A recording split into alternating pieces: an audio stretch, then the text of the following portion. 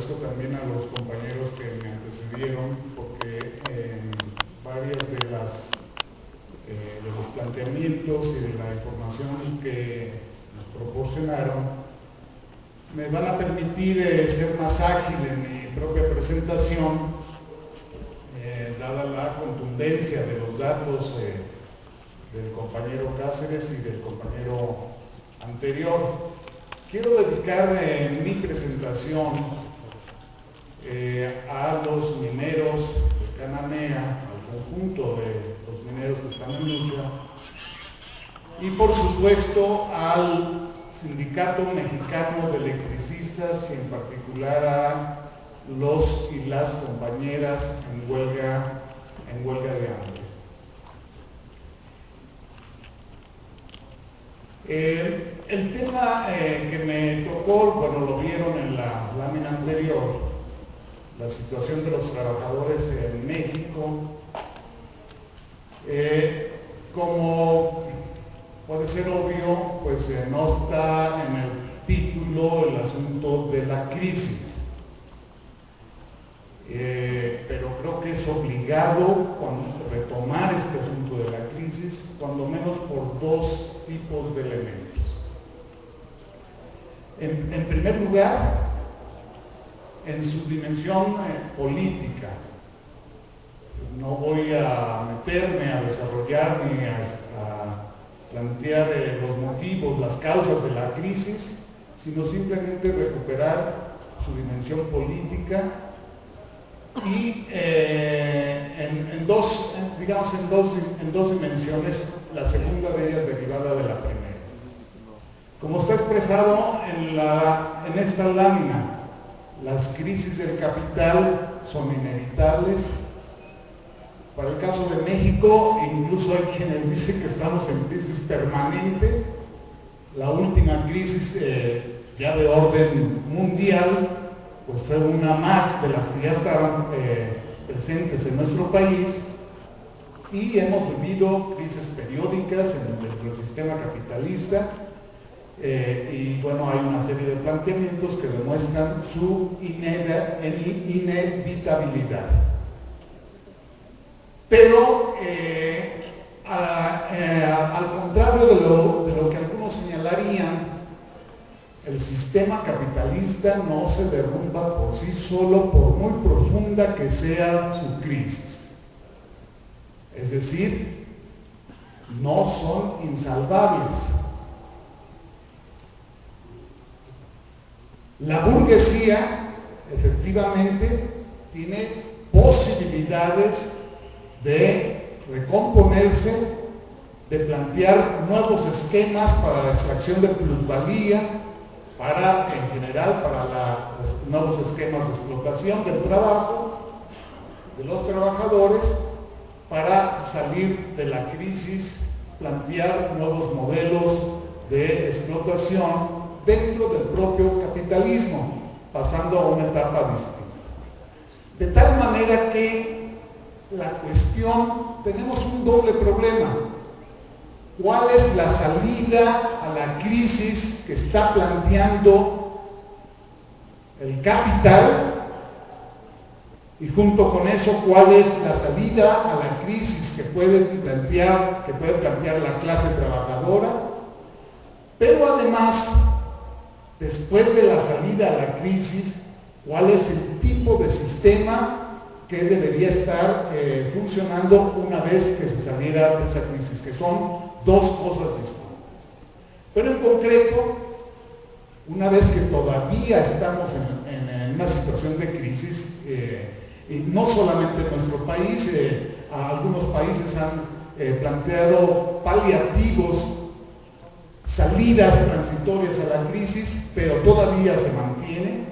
La prueba está en Europa en estos días, de tal forma que la cuestión es saber a qué precio y a costa de quién pueden ser resueltas esas crisis.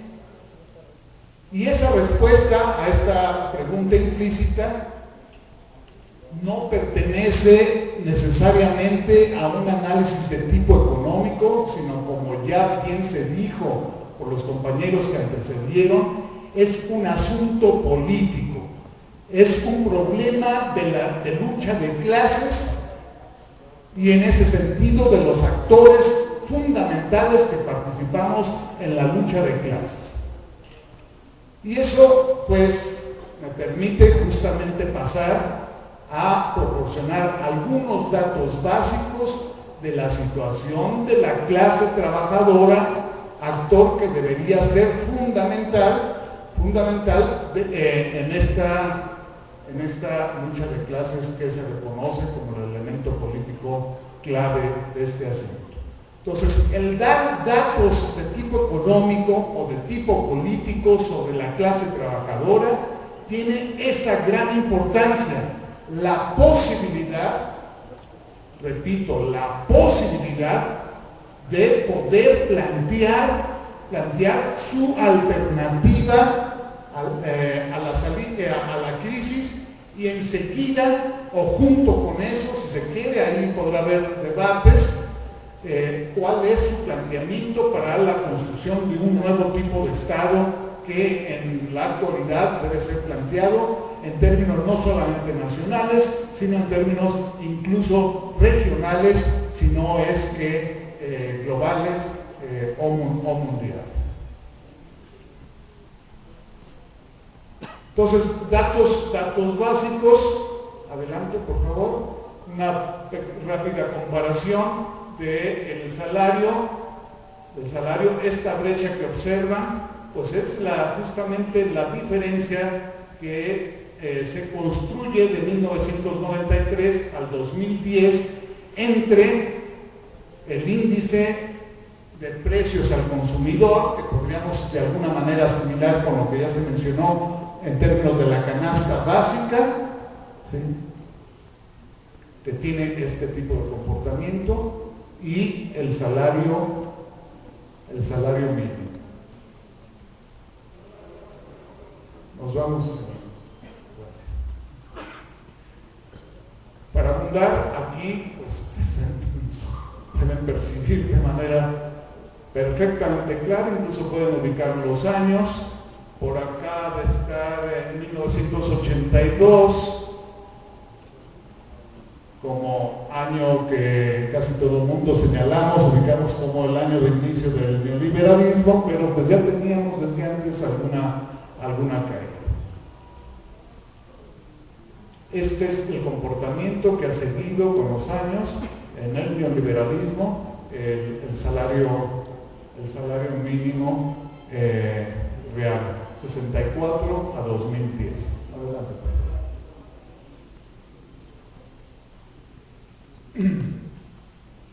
Si nos vamos al asunto del empleo, la siguiente, por favor, que esta está muy obvia, ¿sí? Tenemos, pues aquí, los desempleados de la población económicamente activa, con los propios datos oficiales que aún no siendo confiables, ya también el compañero Cáceres da unos datos mucho más contundentes, pero ustedes perciban cómo a partir de estos años el desempleo fue creciendo y con la crisis de 2008 pues rebasó las cifras clásicas tradicionales del desempleo en México hasta llegar al 5.33, ¿sí? Con esa cifra. Desempleo abierto porque el gobierno sabemos que mide el desempleo a su conveniencia y entonces cualquiera que haya trabajado una hora la semana pasada o que haya estado buscando empleo, pues no se le considera desempleo. Los economistas que calculan el subempleo pues hablan de cifras que van por arriba del 13% y algunos muchos más. Sí, adelante. Entonces, población ocupada y población ocupada en el sector informal. Las barras en rojo, sector informal. Otro dato de cómo está compuesta, en dónde está la clase trabajadora, pues 28, si alcanzo a ver bien, ustedes creo que ven mejor, 28.6% de los trabajadores ya ubicados en el sector informal, que tiene una serie de características obvias. De entrada, la básica, la carencia de seguridad social, pero por supuesto que la precarización de su trabajo, de sus condiciones de trabajo, salario, etcétera, pues están presentes.